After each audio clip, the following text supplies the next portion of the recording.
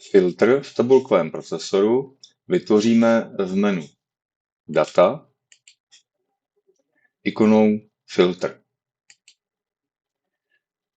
Někdy ale Excel nepochopí, do kterého sloupečku ten filtr má vytvořit, proto teď musím filtr vypnout a označit oblast, pro kterou se filtr vytvoří.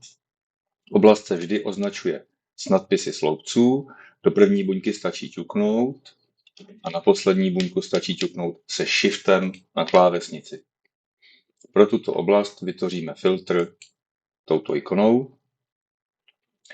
Výběr položek, například kdo se učí angličtinu, vybíráme rozbalovacím políčkem, zrušíme volbu němčiny a zbudou jenom angličtináři a jejich počet vidíme zde. Protože tyto řádky si ponechávají svá čísla, není možné počítat podle čísla řádků, proto je zde schválně umístěný obrázek, na kterém je vidět, že to je teda 20 řádků.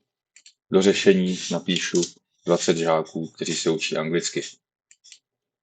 Zrušení existujícího filtru se dá tlačítkem vymazat, provést buď to pomocí volby nebo ponechání volby u patřičných hodnot, nebo pro čísla je možno zvolit interval mezi čísly.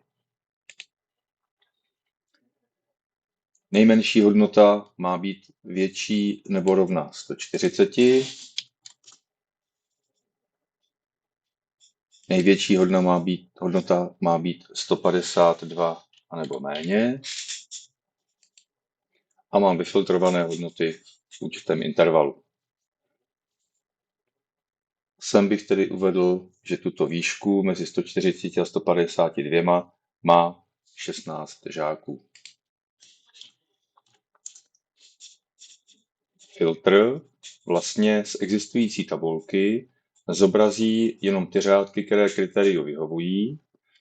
Řádky, které kritériu nevyhovují, jsou skryté, proto nevidíme třeba řádky 25 až 30 a zde vidíme jenom ty řádky s číslem 24, 31. Filtr podle určitého měsíce vybereme rozbalovacím políčkem.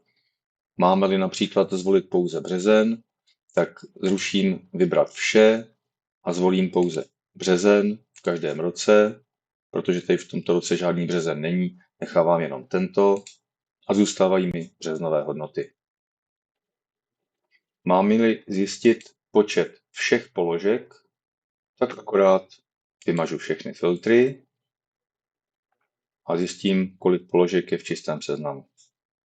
V našem případě 70.